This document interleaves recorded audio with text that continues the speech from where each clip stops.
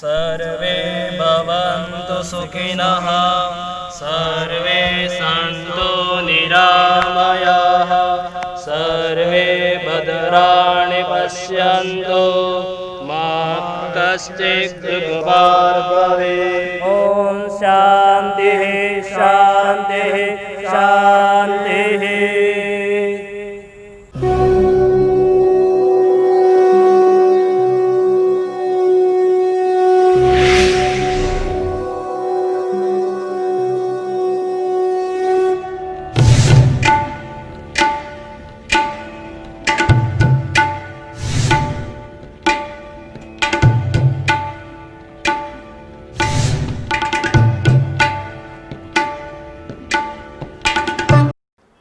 જય શ્રી કૃષ્ણ. આરોગ્ય foundation of ઇન્ડિયાના ઉપક્રમે ધર્મ આરોગ્ય સેતુ નિમિત્તે અધિક માસની આ અંતરંગ શ્રેણીમાં આપણે સૌ મન, હૃદય અને કાનથી કાંજી થવાનો પ્રયત્ન કરી રહ્યા છીએ. ધર્મ સાથે આરોગ્ય જોડાય એને માટે આપણી સતતની મથામણ આ વાણીમાં રમમાણ રહી છે. ક્યાંક હવેલીની હૂંફ છે, ક્યાંક આયુર્વેદાચાર્યોનો અંગુલી નિર્દેશ છે, અને ક્યાંક આપણા સુમધુર વક્તાઓની વાણી છે, ક્યાંક વલ્લભ કુળની ભક્તિમય સરવાણી છે. આ દિવસોમાં આપણે ગરવી ગુર્જર ભાષાના ખ્યાતનામ સાહિત્યકારોને પણ મળી રહ્યા છીએ. આ સાહિત્ય સરવાણી અંતર્ગત આપણી વચ્ચે આજે ઉપસ્થિત છે લેખિકા શ્રી કાજલ ઓઝા વૈદ્ય. શબ્દને કેન્દ્રમાં રાખીને થતી તમામ પ્રવૃત્તિઓનો એક અનોખો મુકામ એટલે કાજલ ઓઝા વૈદ્ય. કૃષ્ણ એ છે જે યુદ્ધમાં ઉતારે નહીં, યુદ્ધમાં ઉગારે. આપણું યુદ્ધ આરોગ્ય સાથેનું યુદ્ધ પણ છે. આવો આ યુદ્ધને, યુદ્ધની ભીતિને હડસેલીને કૃષ્ણની પ્રીતિમાં એકાકાર થવાનો ઉપક્રમ સેવીએ. એક એવો મનોરથ જ્યાં આરોગ્ય, સ્વાસ્થ્ય આપણા જીવનનો પ્રાણ બની જાય છે. અમુક ઉંમર પછીની આપણી ચિંતાઓ માત્ર સ્વાસ્થ્યને કારણે હોય છે. એને દૂર કરીને આવો આપણે કૃષ્ણમય થવાની શરૂઆત કરીએ. કાજલ ઓઝા વૈદ્યને સથવારે. નમસ્કાર. ધર્મ આરોગ્ય સેતુમાં આપ સૌનું સ્વાગત છે. આરોગ્ય સેતુ ઓફ ઇન્ડિયા આપ સૌ માટે આ કાર્યક્રમ લઈને આવ્યા છે. શું જરૂર છે આ કાર્યક્રમની? આટલું બધું ઇન્ટરનેટ પર કન્ટેન્ટ મૂકવામાં આવે છે. કેટલાય લોકો પોતપોતાની યુટ્યુબ ચેનલ પર જાત જાતનું ને ભાત ભાતનું મૂકી રહ્યા છે. એમાં આવો કોઈ કાર્યક્રમ તમારા સુધી લઈને આવવાની જરૂર શું છે? તો મારે એ વાત આપના સુધી પહોંચાડવી છે કે આપના સુધી આ કાર્યક્રમ લાવવાનો મુખ્ય ઉદ્દેશ્ય એ છે કે આપણે જેને ધર્મ માનીએ છીએ, કર્મકાંડ, વિધિ વિધાન, મંદિરમાં જવું ન જવું, દીવો કરવો, શ્રીફળ વધેરવું, એની સાથે ખરેખર ધર્મ જોડાયેલો નથી. ધર્મ તો આપણા સ્વાસ્થ્ય સાથે આંતરિક અને બાહ્ય જોડાયેલો છે. અધ્યાત્મ અને ધર્મ આ બે સાવ જુદી વસ્તુઓ છે. Spirituality and religion. સ્પિરિચ્યુઆલિટી આપણી ભીતરથી જન્મ લે છે. અધ્યાત્મ મારી અને તમારી અંદર છે. એને માટે ક્યાંય પણ દીવો કરવાની, શ્રીફળ વધેરવાની, મંદિરમાં જવાની જરૂર નથી. જેને ખરેખર એવું લાગે છે કે ઈશ્વર ઓમની પ્રેઝન્ટ છે, વિભુ છે, સર્વે જગ્યાએ વ્યાપ્ત છે, એને માટે તો ઈશ્વર હમણાં અહીંયા છે.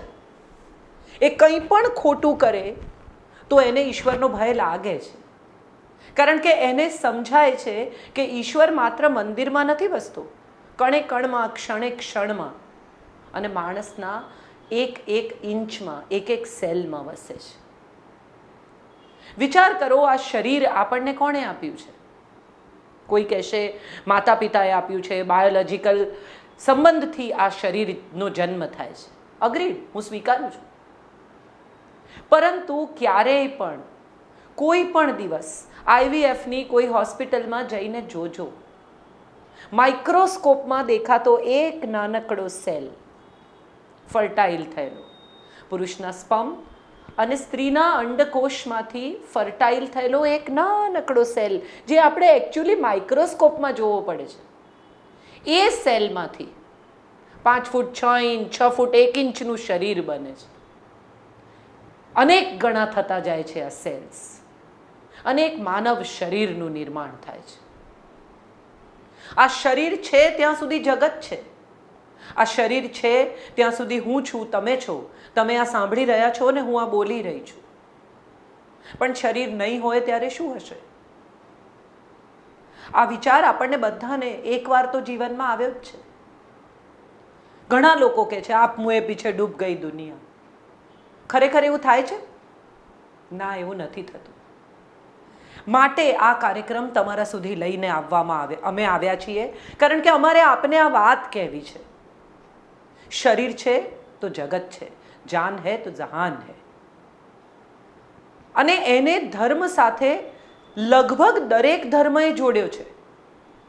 આ વાત હું તમારા સુધી એટલા માટે લઈને આવી છું કે મને આ વાત વિચારતા, વાંચતા, અનુભવતા સમજાય છે.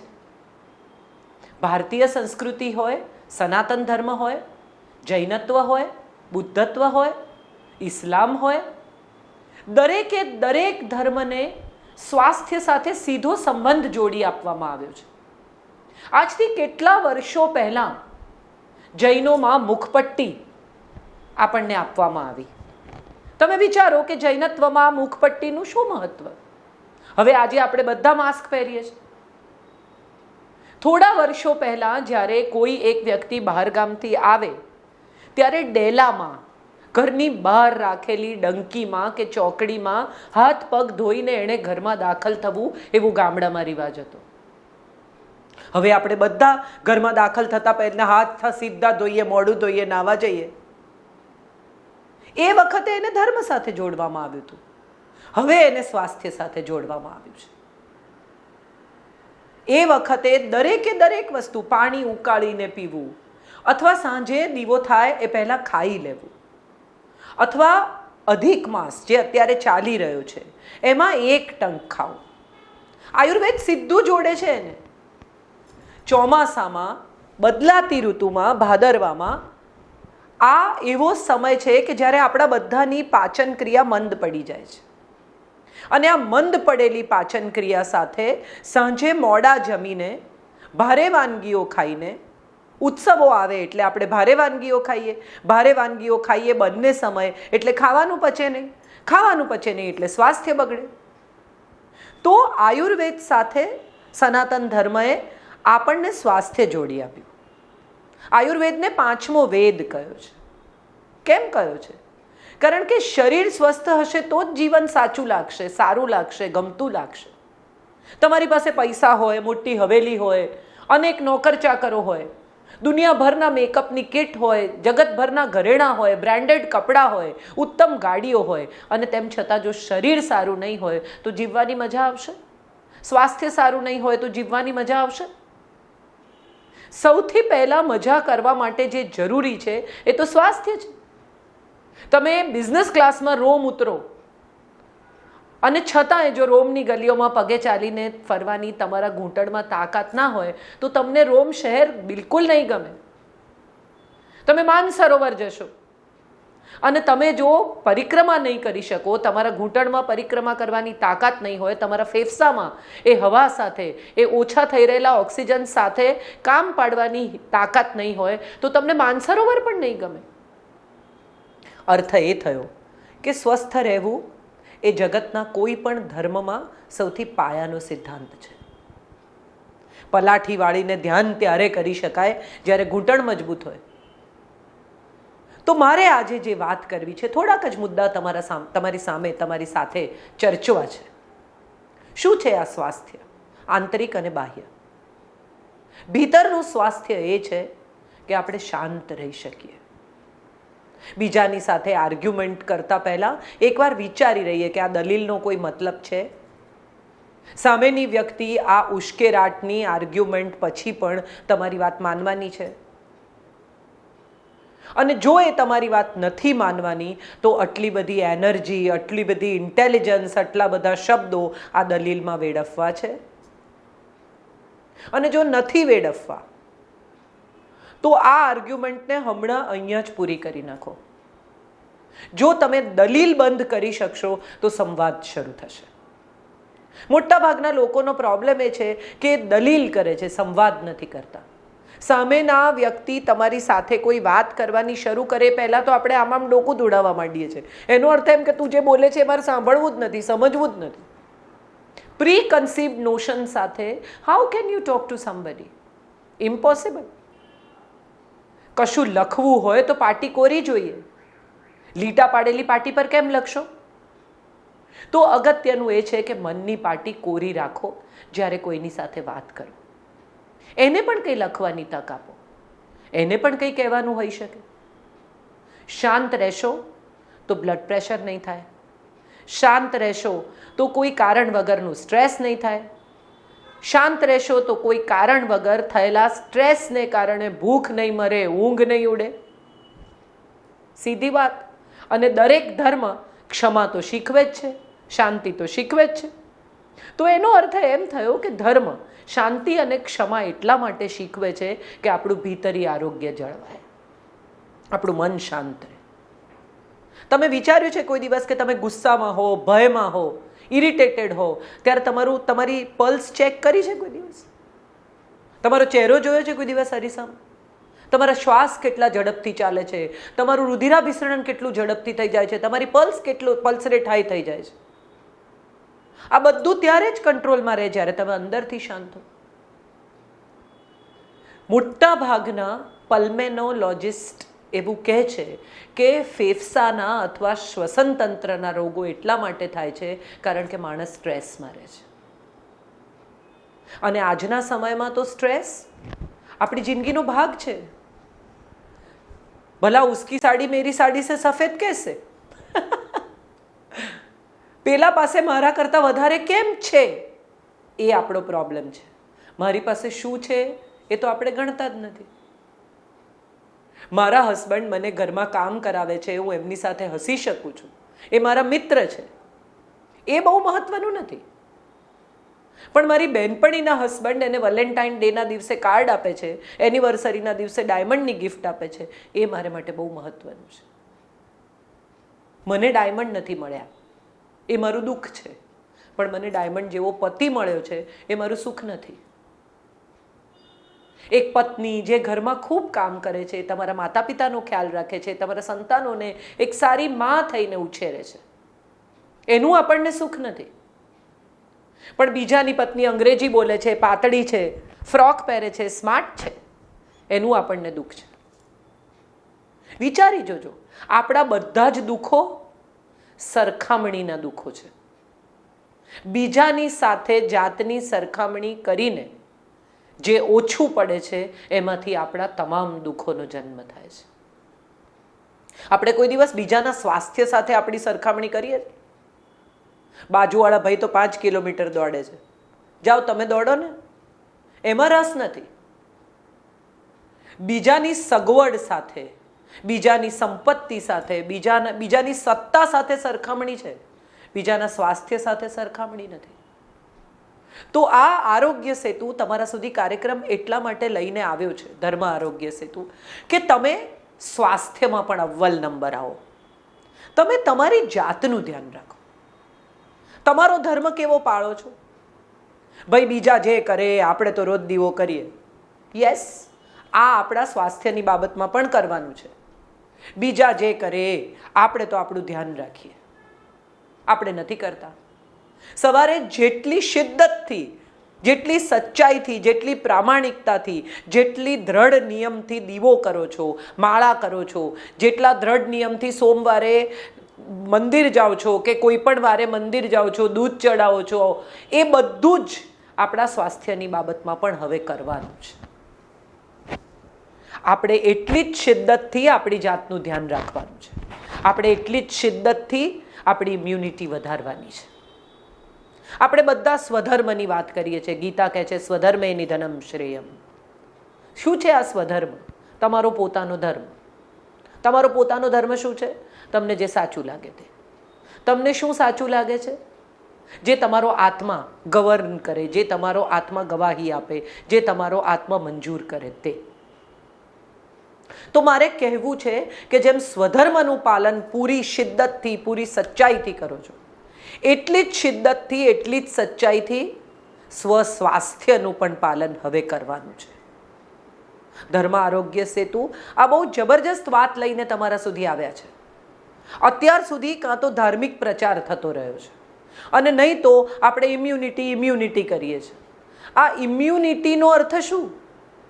બહારનો કોઈ પણ મલિન વિચાર તમારા સુધી ન આવે એ તમારી ભીતરની ઇમ્યુનિટી. બાજુવાળા લાંચ લે છે માટે આપણે લેવી, ઉપરવાળા શરાબ પીએ છે માટે આપણે પીવી, ફલાણાને કોઈકની સાથે લફરું છે માટે આપણે કરવું ના. તમે તરત કેવું કહો છો કે એ કરે આપણે ન કરીએ. તો એનો અર્થ એમ થયો કે તમે જે વસ્તુમાં ભીતરથી ઇમ્યુન થવાનો પ્રયાસ કરો છો કે ના, મારો ધર્મ મને ના પાડે છે. સ્વામિનારાયણ ધર્મ પાળતા હોય જે પૂરા હૃદયથી એ કાંદા લસણ નથી જ ખાતા, ભૂખ્યા રે પણ ન ખાય. જે જૈન ધર્મ પાળતા હોય એ કંદમૂળ ન ખાય કે લીલોતરી ન ખાય, પૂરા દિલથી ન ખાય, ભૂખ્યા રે એકવાર પણ ન ખાય. કેમ? કારણ કે એમનો ધર્મ એને આ વાતની પરવાનગી નથી આપતો. હું બહુ માન આપું છું આ વાતને કે જો તમે તમારા ધર્મમાં આટલા બધા પાક્કા છો તો તમે તમારા સ્વાસ્થ્યમાં કેમ પાક્કા નથી? કંદમૂળ ન ખાવા કારણ કે કંદમૂળ ન પચે.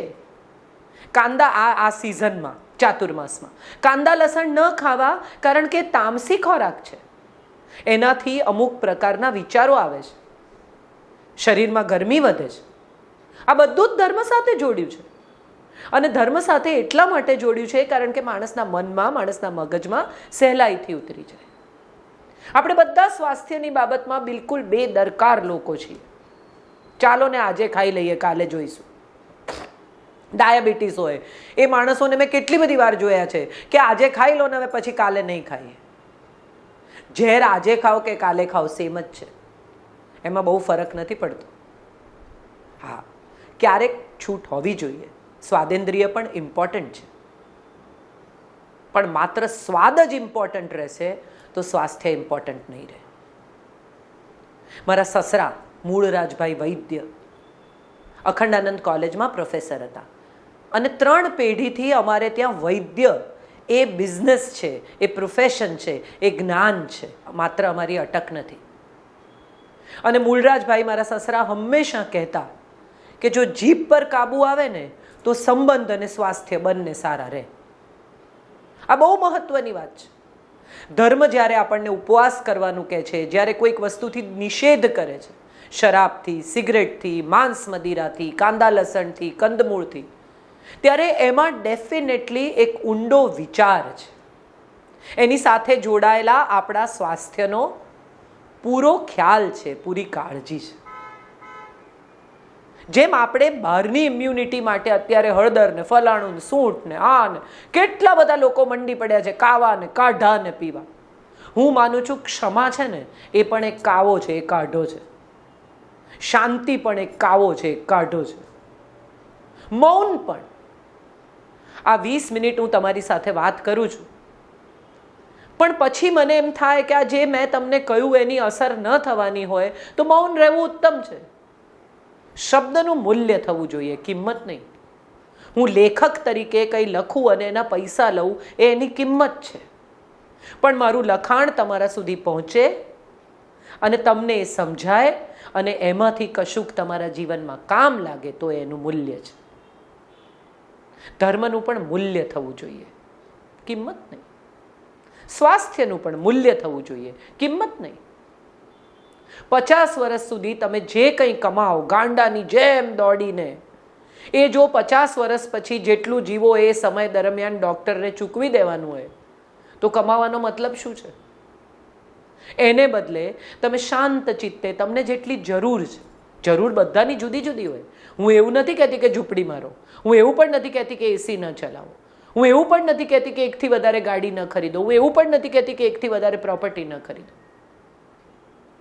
પણ તમે એક સાથે એક જ ઘરમાં રહી શકશો, તમે એક સાથે એક જ ગાડીમાં બેસી શકશો.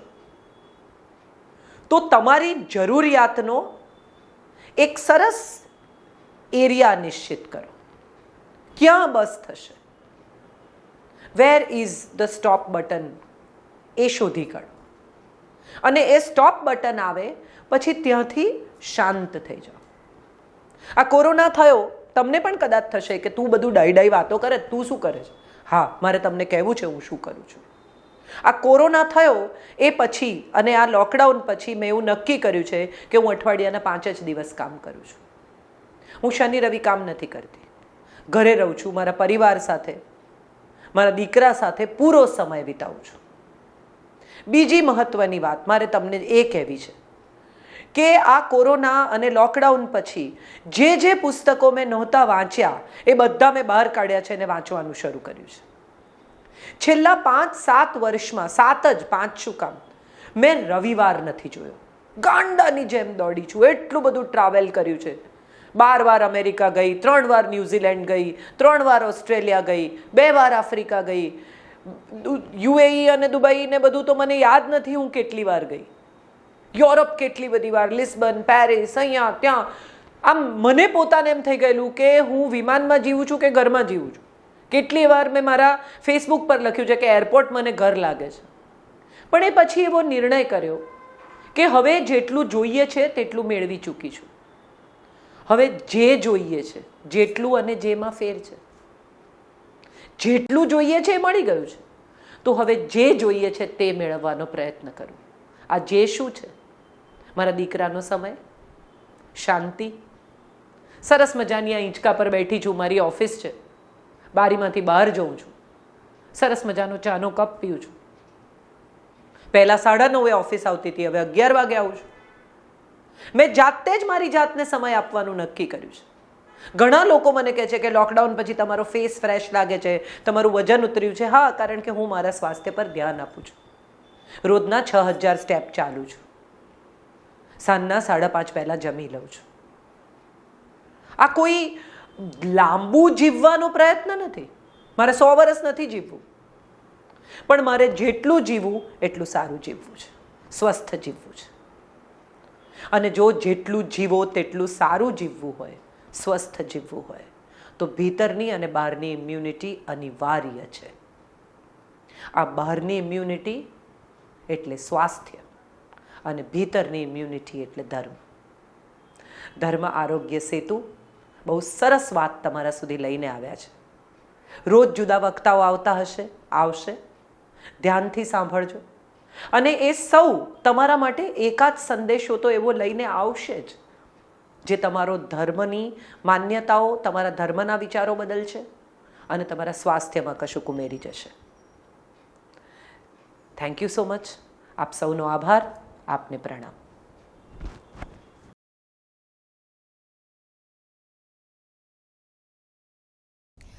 श्री कृष्णाय नमः, श्री गोपीजन वल्लभाय नमः, श्री गुरुवे नमः। मेरा नाम प्राची गोराडिया मेहता है और आज मैं आपके साथ योगा के बारे में बात करने वाली हूँ. योगा तो नाम आपने बहुत सुना होगा, उसके बारे में काफ़ी जानकारी आप काफ़ी लोगों को होगी और आपने काफ़ी लाभ भी लिया होगा योगा से. लेकिन आज मैं आपके साथ कुछ ऐसी चीज़ें बताऊंगी, शेयर करूंगी जो शायद आपको पता ना हो. तो पहले मैं बात करूंगी प्रीनैटल योगा और गर्भ संस्कार के बारे में. सो प्रीनैटल योगा क्या है? Prenatal yoga is the yoga you do during pregnancy. Pregnancy is a very beautiful stage, you know, and you can beautify that stage through yoga and गर्भ संस्कार. सो गर्भ संस्कार, मैं पहले आपको गर्भ संस्कार समझाऊंगी. गर्भ संस्कार is an Ayurvedic concept. There are a lot of things mentioned in an Ayurvedic text that a pregnant lady should do during her pregnancy. And that includes yoga, exercise, nutrition counseling, that is dieting, good and healthy diet for yourself and your better mental, physical, emotional health of your child. Then also some form of positivity that is needed during pregnancy. So ये काफ़ी सारी चीज़ें हैं जो आपको करनी चाहिए. There are certain mantras that you chant that improves the vibration of your womb, improves the mental, emotional and psychological condition of your child. So ये काफ़ी सारी चीज़ें गर्भ संस्कार में हैं. प्रीनेटल योगा जो आप प्रेगनेंसी के टाइम पे करते हो, that really helps in strengthening your muscles, your leg muscles, your hand muscles, leg muscles को strengthen करना प्रेगनेंसी में बहुत ज़रूरी है. Also, it greatly help in improving your blood circulation in your lower abdominal region. It also help in expanding your pelvic region, जो आपको delivery के time पे काफ़ी हेल्प करता है. आप अगर आपके गायनेक अलाउ करते हैं तो आप फर्स्ट ट्राइमेस्टर से ही योगा शुरू कर सकते हैं. अगर नहीं कर रहे हैं तो आप एटलीस्ट सेकेंड ट्राइमेस्टर से तो डेफिनेटली योगा शुरू कर सकते हैं. और जितना जल्दी आप योगा शुरू करें उतना आपके और आपके बच्चे के लिए अच्छा है. प्रीनेटल योगा आप अगर करते हो तो आप प्राणायाम, आसना, स्पेशली जब प्राणायाम करते हो वो आपके मन को शांत करने में हेल्प करता है. और आपका यदि मन शांत हुआ, आप शांत हुए, आप स्थिर हुए, तो आपका बच्चा भी वैसे रहेगा. हाइपरनेस आजकल के बच्चों में बहुत रहती है, लेकिन आप अगर ध्यान करेंगे, आप अगर योगा और प्राणायाम अच्छे से करेंगे तो आपका बच्चा भी शांत रहेगा. फिर आपकी डिलीवरी नॉर्मल होएगी. डिलीवरी हो गई, उसके बाद एक आध महीने के बाद अगर सी सेक्शन रहा तो आप 2-3 महीने के बाद वापस योगा शुरू कर सकते हो. और जब भी आपने वो योगा शुरू किया, that is post natal yoga, that is called, तो आप you get that strength, physical strength back once you start with your yoga. You are able to tone up your body. So it really helps after your delivery, that is postnatal yoga. उसके बाद मैं आपको गर्भ संस्कार के बारे में बताऊंगी. गर्भ संस्कार में भी कुछ चीज़ें आपको ऐसी बताई जाती है कि आपका जो बच्चा है उसकी मेंटल, फिजिकल और इमोशनल ब्रेन की डेवलपमेंट होती है. गर्भ संस्कार में you get connected with your child, okay. और जब भी आप आपके बच्चे के साथ बात करते हो तो वो इंटरैक्शन होता है. उसमें भी अगर आप कुछ ऐसी वैल्यूज़ उनको सिखा सकते हो जो आपको आपके बच्चे में चाहिए तो दैट इज़ इवन बेटर. कुछ ऐसी अच्छी बातें आप सिखा सकते हो. कैसे सिखा सकते हो? तो कुछ स्टोरीज से, कुछ अच्छे इंसिडेंट्स से वो बातें आप अपने बच्चों के साथ शेयर कर सकते हो. और ये आपके मॉरल साइंस मिलता है वूम में ही. ये सब कुछ आपका बच्चा आपके पेट के अंदर से ही सीख के आता है. गर्भ संस्कार का मैं एक आपको एग्जाम्पल बताती हूँ. महाभारत में जब अभिमन्यु अपने माँ की कोख में थे, सुभद्रा की कोख में थे, तभी ही उन्होंने युद्ध का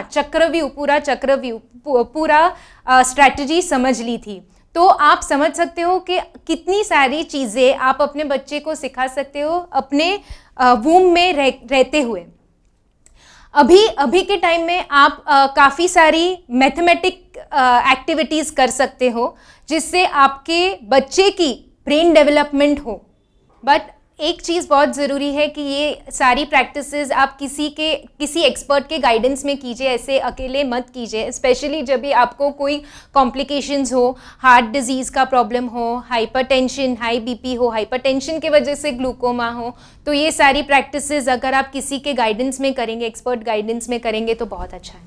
सो आज आपने योगा के बारे में जो भी जानकारी हासिल की है उससे रिलेटेड आपको कोई भी प्रश्न हो आप मुझे पूछ सकते हो. Feel free to call me and ask me because currently everything is online. I'll be happy to guide you online.